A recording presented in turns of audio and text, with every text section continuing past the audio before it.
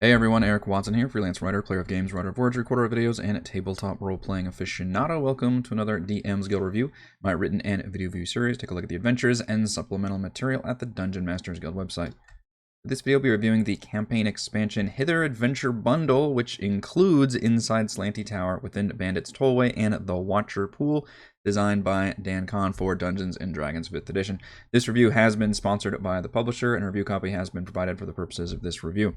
If you're interested in a sponsored review, please reach out to me via email, Twitter, or Discord, or on my submission form at roguewatson.com. If you enjoy my content, consider using my affiliate links for online shopping and supporting me via patreon.com/roguewatson. So this is a bundle. We're going to talk about all three of these adventures, but the reason they're bundled is because they expand, or in the case of one of them, adds a new location to Chapter 2 of the Wild Beyond the Witchlight, which is Hither. So if you're, first of all, if you're not running Wild Beyond the Witchlight, what are you doing here? Although I will say, these, with some expansion content, like for example with the Carnival expanded one, which Dan Kahn also did, you really did need that one to really run it, so it wouldn't make sense much without it. Whereas these are kind of standalone locations that honestly they really work even if you're not technically running the Wild Beyond the Witchlight. But that's what they're designed to do. They're designed to expand content from that campaign, which I've mentioned this in previous reviews, but that's what I like doing. I like taking the existing 5e campaign material and then just kind of reverse engineering it or expanding in places that I feel like aren't very interesting or not interesting enough, even though the skeletal framework is good enough for me to decide to run it. So I really think this does a fantastic job of exploring and shoring up those weaknesses of the campaign, because what the campaign does very well, and again, you can go back and look at my review of Wild Beyond the Witchlight, is featuring these biomes, essentially. This Feywild realm has been divided up into 3 separate biomes, a swamp, a forest, and mountains, I guess, and each one is ruled by a different hag. So it really lends itself to these cool, almost like video game style, levels where you've just got that kind of terrain and those kind of monsters and, your own NPCs to deal with, and you move on to the next one and go through all those pieces.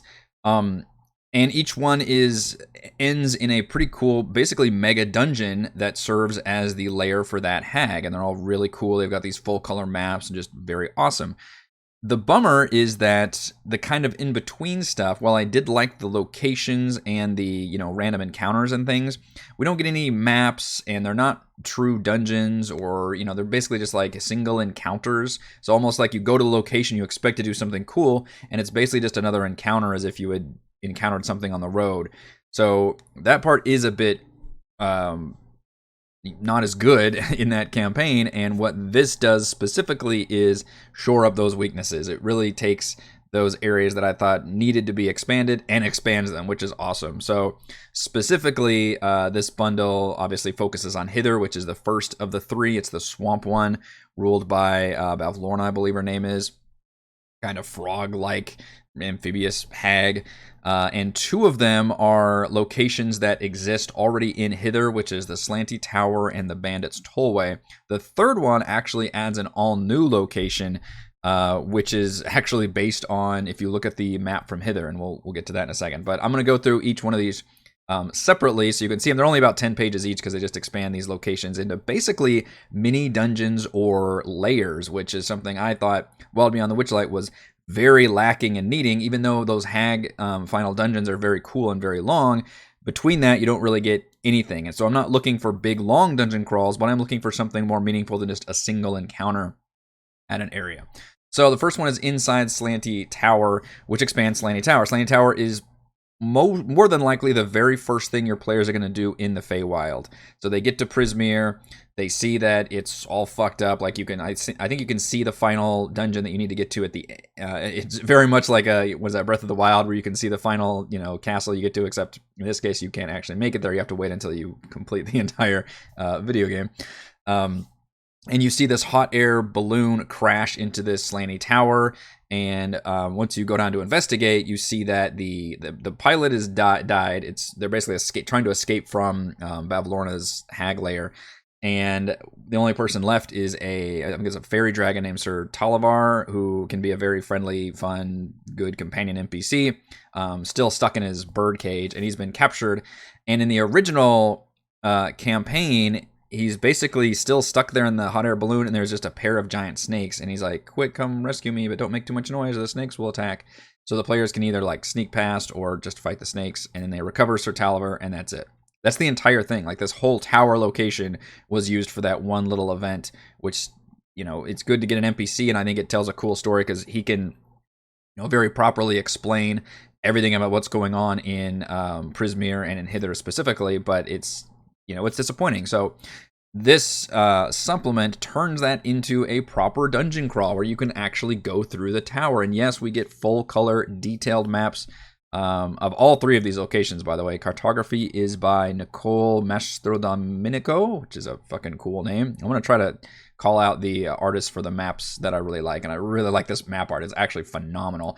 And these are given as separate image files, so you don't have to just worry about these little embedded things with player versions. So they don't have the, you know, trap outlines and grid and non-grid. So just all thumbs up in terms of the map design. We also get this cool tower map as a separate image as well. So it turns into a really small dungeon crawl. You know, it's a small tower, 4 floors, stories high, I guess. And when you first get in there, first you have to avoid, you know, the black brambles that are around it, and it can be a little tricky to get to it. And it's a neat location because you're supposed to, and there's a lot of flavor text here that describes how everything is literally like falling apart and crashing down into the swamp.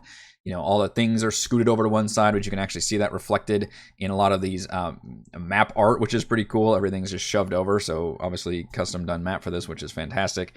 The very first room involves a trap with a bunch of carrots, which is a neat callback to the Haringen bandits, I believe, who are the rabbit anthropomorphic characters in the Feywild, and they're all part of this bandit gang, which also references the bandits tollway, which is going to come up next. And he's trying to like trap them to where if anybody steals a carrot, this acid trap from the swamp stuff comes up. And the players get up there and they see from the tower entrance, so instead of this snakes thing, they see that a hideous figure kind of opens the window and steals Sir Tolliver from the hot air balloon, and so now they have to rescue him from inside the tower. So, got that part. So they're inside the tower and they're trying to get to the top to essentially fight this creature and rescue Sir Tolliver, but of course there are some fun twists along the way. In one of the floors, we learn important information. We learn what basically happened through, I believe it's some notes that the actual character left, which is Elmer, who is a hobgoblin handyman. Which, by the way, we find hobgoblins later on in one of the encounters in Hither, where they're on the stilts walking through the swamp. Just kind of a worker, and it worked for Zilbina, whatever the Tasha's character is. And when the curse, she got captured and the hags took over, and he went to complain to the hags about his swamp, his tower falling into the swamp. The hag turned him into an ettercap.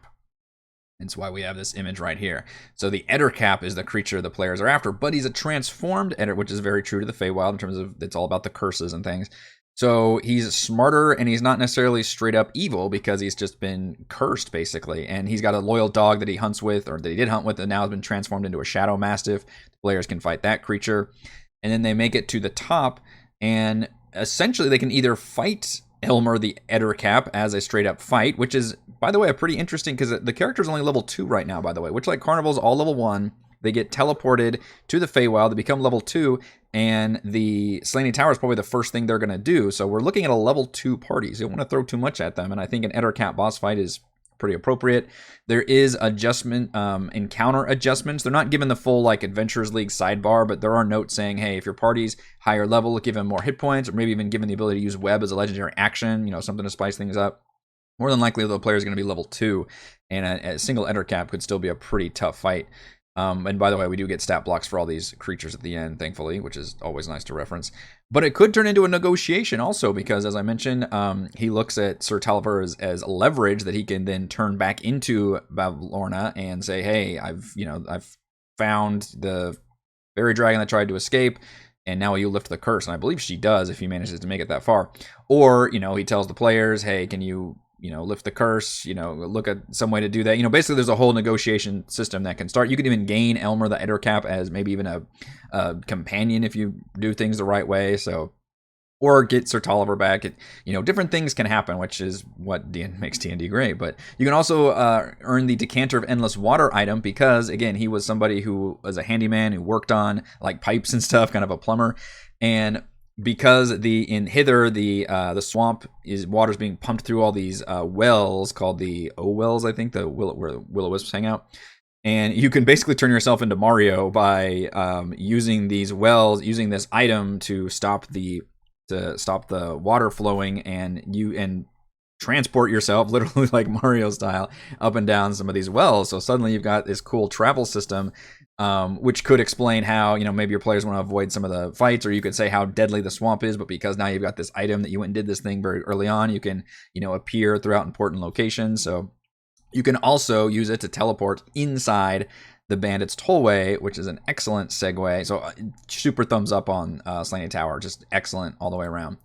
To teleport inside the bandits' tollway, which in the original campaign is a tree stump with a huge bunch of causeways leading out to it. It basically covers like half of the Hither location map, and you have to kind of cross it to get to. You basically have to cross it to get to Bavlorna's final hag lair dungeon, and it's run by the Haringen bandits, and they are led by Agden Longscarf, which was there's a cool map art for that in the campaign book, but there's a cool story about how he's been cursed, and he had this scarf he wouldn't give up, and Ziblinia like nailed him to a tree and put the tree up in the sky, but then when the hags took over, they removed the curse, so he's still got his long scarf, and basically the agreement is he has to steal for the hag, and everything that he steals has to go to her, or at least the top 10% or whatever. She just gets a little bit of the cut. And it's basically a single. The Bandits Tollway in the original campaign is a single encounter with this character and his big troops. You're supposed to encounter a smaller bandit force at the very beginning, right before you do Slanty Tower, as kind of your first encounter, and then later you get to this basically the boss of the bandits and have to deal with them.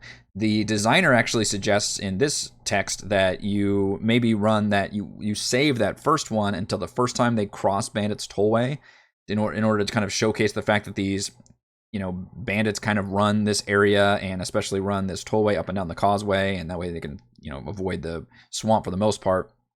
And then that's a more leveled encounter, and then presumably once your players cross it to do other things, and then they cross it again, then you can introduce the actual maybe boss fight encounter, and then when he retreats, he can go into the bandits tollway itself, which is the now it's a hollowed out tree with a whole kind of, again, mini dungeon inside, which is way more compelling than it was originally, which was just the one showdown with Agden and a bunch of Haringen bandits. So in this one, you have to sneak your way past like the snipers on top, because it's still a stump, I guess, but it's a hollowed out one.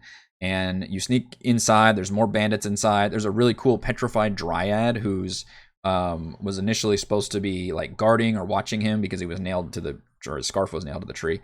And there's a fun like oil can reference because she's petrified, and if you have the Decanter of Endless Water, by the way, or just a magic purifying water spell, you can free her, and she'll tell you information about Agden and basically give you all that backstory that normally you might not be able to confer to your players very easily. There's more bandits to fight as you make your way across to the end, and then you can sneak up or just battle your way through this area, and it kind of breaks up the action and provides a really fun, nice looking battle map for it until you get to Agden Longscarf. But then you can subdue him and he turns into a blubbering coward. But here's the twist: he has found a black dragon egg and raised it as his own little pet, and he's planning on with this black dragon wormling now help maybe to even assert dominance over the hag and really take over the Hither domain.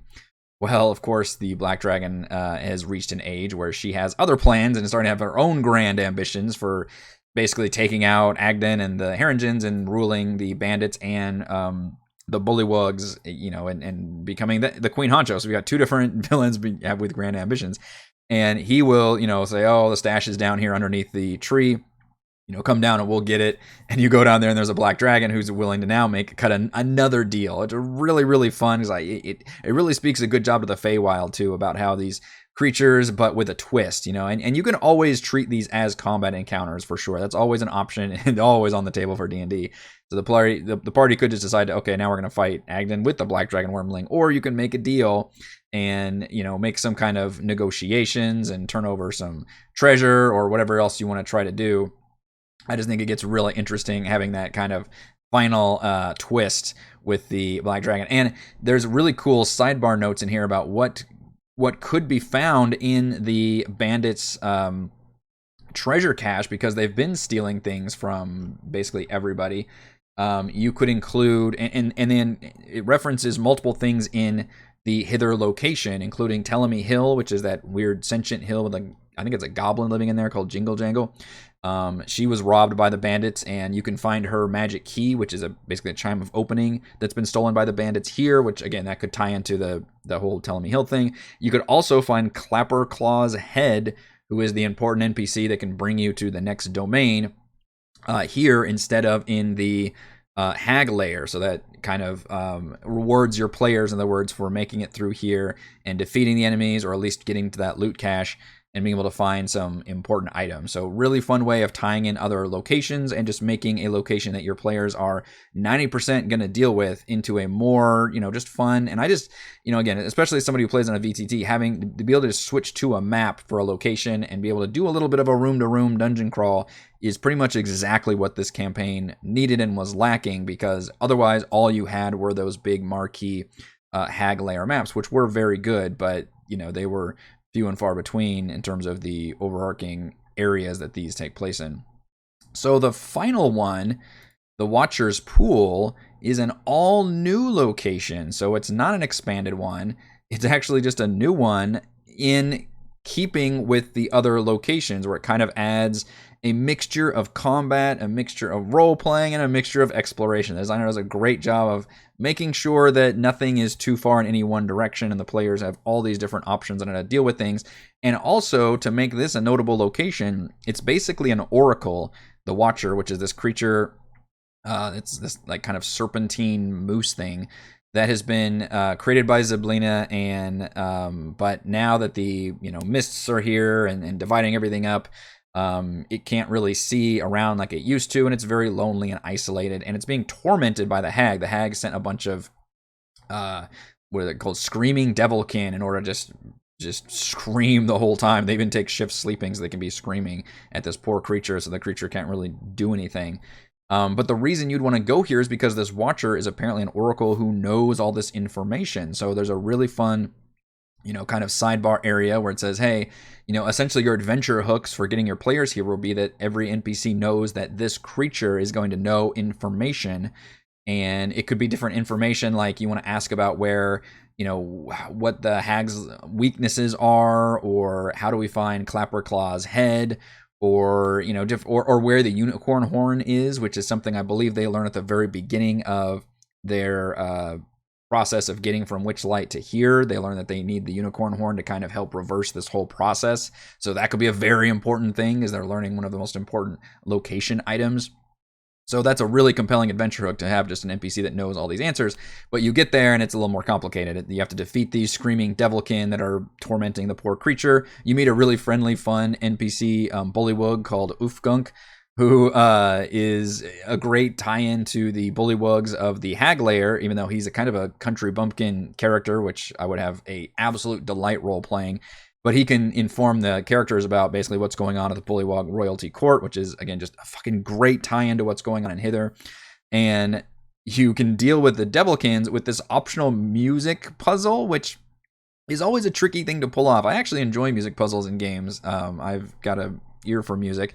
And I don't mind even when I have to brute force the music puzzles. It usually works for me. Not everybody can necessarily do that, though, and they can get frustrated by it. But I think this one does a good job of making it pretty obvious, where it's literally laid out like a xylophone. And in fact, the designer even includes a link to, if you're, you can have your players play on a little xylophone to see. And it's entirely optional. It's basically just a way of giving yourself so I think it grants disadvantage to the Devilkin, or if you manage to play an actual power chord like CEG or something, then it actually like ends the fight and the devil can go flying off. So basically, if you're super into the music thing, you can figure out a way to solve the puzzle and that just ends the fight. Or if you just press a bunch of random notes, I believe it does end up at least fucking up the devilkin and they gain disadvantage or something. But I like the fact that, in other words, it's not like an important puzzle that gives you a treasure or anything. It's just there to aid that combat encounter. But it's a nice little addition, and I love combat encounters that include these separate